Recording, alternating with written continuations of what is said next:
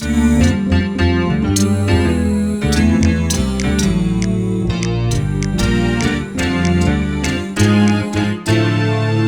à tous.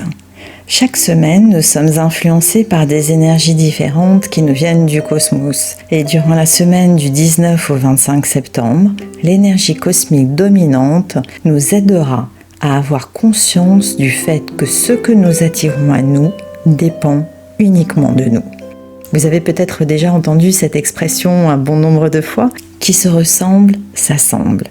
Très connue en anglais également, like attracts like. Mais que veut-elle dire exactement ? Nous savons que ce que nous semons nous revient à un moment ou un autre. Eh bien, cela va un peu plus loin. Je m'explique.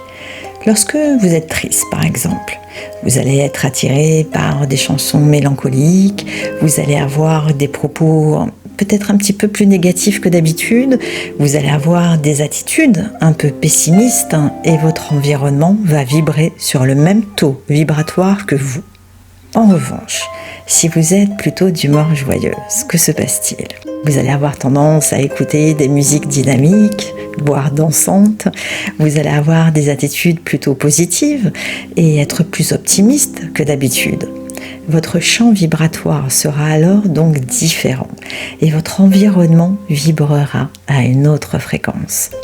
La loi de l'attraction stipule que le semblable attire le semblable.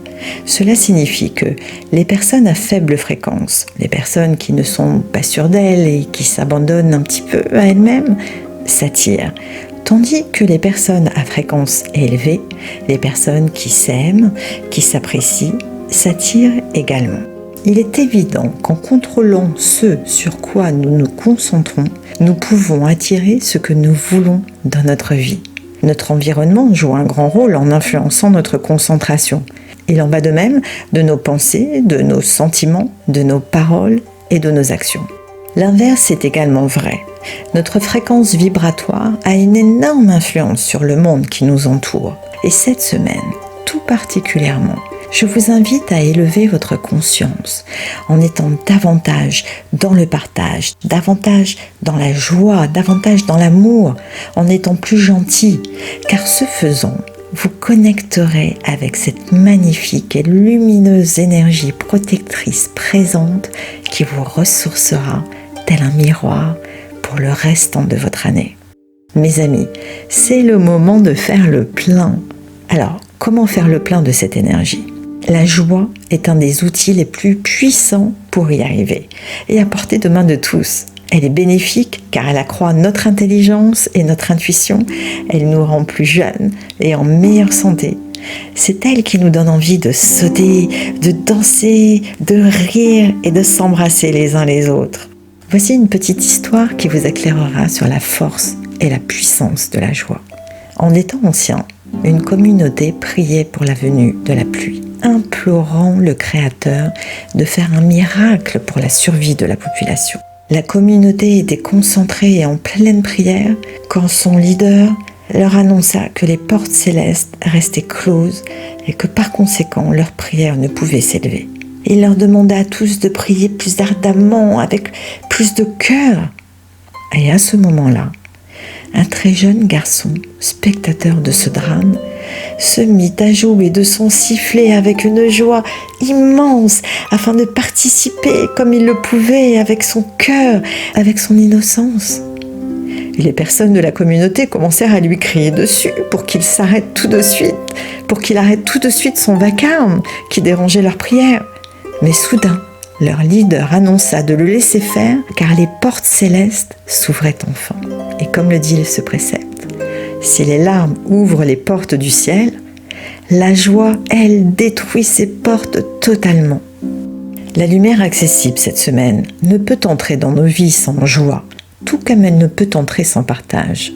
En fait, les notions de partage et de joie sont intimement liées. Nous devons également comprendre l'importance de nos sentiments, de notre conscience qui motive nos actes de partage. Et plus important encore, nous devons avoir conscience de toute la lumière que nous nous apportons, mais aussi que nous apportons aux personnes que nous aimons. Nous avons l'opportunité, cette semaine, de connecter par nos actions de partage et notre joie à la lumière disponible afin d'enrichir non seulement nos vies, mais celles des personnes que nous aimons et les vies de l'humanité entière. Je vous invite chaque matin de cette semaine, après avoir fait quelques respirations en conscience, à fermer les yeux et à les lever au-delà de votre champ de vision. Puis, tel un mantra, répétez cette phrase 13 fois de suite. Aujourd'hui, je décide de privilégier le partage et la joie, quoi qu'il arrive, à chaque instant. Je terminerai par une citation de Bouddha. Ce que tu penses, tu le deviens. Ce que tu ressens, tu l'attires. Ce que tu imagines, tu le crées. Merci pour votre écoute. Et si vous avez pensé à une personne pendant le visionnage de la vidéo, je vous invite à la lui transférer, ainsi qu'à tous vos proches. Je compte sur vous pour m'aider à diffuser ces messages. Vous pouvez liker la vidéo, vous abonner à ma chaîne YouTube Rava en Conscience et me suivre sur Instagram, Facebook et sur TikTok. Je souhaitais également remercier les personnes qui m'ont fait des dons et vous dire à quel point j'apprécie votre soutien. Et si vous souhaitez vous aussi me soutenir, vous trouverez le lien Faire un don sur le bandeau de ma chaîne YouTube et également dans le descriptif de chacune de mes vidéos. Alors, à dimanche prochain pour en savoir plus sur l'énergie cosmique de la semaine à venir.